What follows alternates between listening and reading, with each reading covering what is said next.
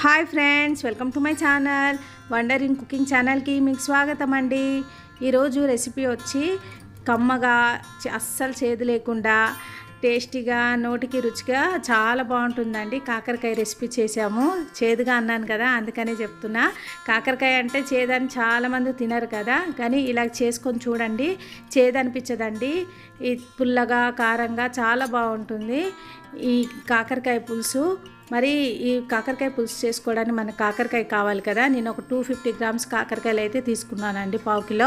వీటిని పైన కొద్దిగా ఇలాగా పీలర్తోని తొక్క తీసేద్దాము.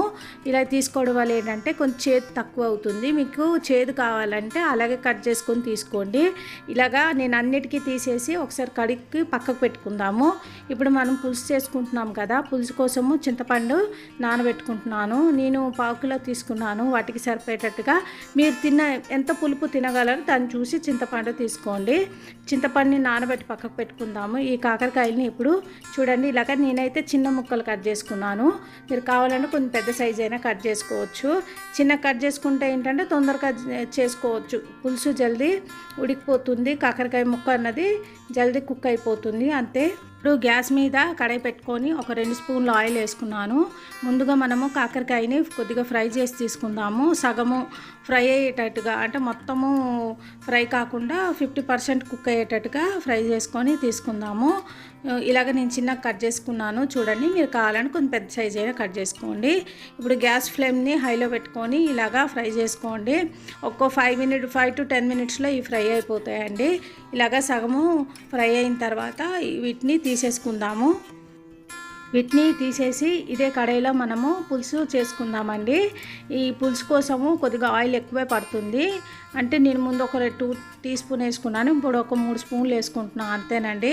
మీరు కాకరకాయలు కొంచెం ముదురుగా ఉంటే లోపలి గింజలు కూడా తీసేయచ్చు, ఉన్నా పర్వాలేదు, బాగానే ఉంటాయి. ఇప్పుడు ఇందులో నేను కొన్ని పోపు దినుసులు వేసుకున్నానండి.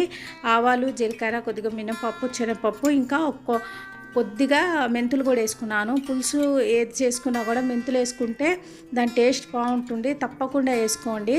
ఇప్పుడు ఒక పెద్ద ఆనియన్ని ఇలాగా చిన్న కట్ చేసుకొని వేసుకున్నాను. ఇప్పుడు ఇందులోనే కొద్దిగా కరివేపాకు, ఇంకా ఒక 4-5 పచ్చిమిర్చిల్ని ఇలాగా కట్ చేసుకొని వేసుకున్నాను. మీరు ఎంత కారం తినగలరు దాన్ని చూసి మీరు పచ్చిమిర్చి కానీ కారం కానీ వేసుకోండి. కానీ పులుసులో కొద్దిగా కారము కానీ పచ్చిమిర్చి ఎక్కువ ఉంటేనే బాగుంటుందండి పులుసు. తర్వాత ఇది ఎక్కువ ఫ్రై అవ్వాల్సిన అవసరం లేదండి. ఇప్పుడు ఇందులో నేను కొన్ని ఎల్లుల్లి రెబ్బలు వేసుకున్నాను. దంచి వేసుకోలేదండి, అలాగే వేసుకోండి. ఈ పులుసులో ఎల్లుల్లి అన్నది బాగా ఉడికి మనకు తినేటప్పుడు టేస్ట్ చాలా మంచిగా అనిపిస్తుంది. ఇప్పుడు ఇందులో కొద్దిగా పసుపు, ఇంకా కారం.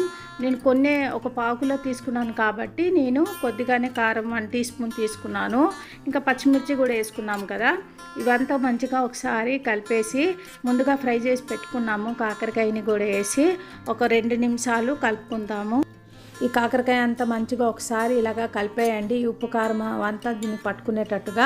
తర్వాత ఇప్పుడు ముందుగానే మనం నానబెట్టి పెట్టుకున్నాం కదా చింతపండు పులుసు ఇందులో వేసుకుందాము. మీరు ఎంతకి పలచగా కావాలి అంటే మీరు చిక్కగా కావాలి పలచగా కావాలి దాన్ని చూసి మీరు ఈ చింతపండు రసాన్ని వేసుకోండి.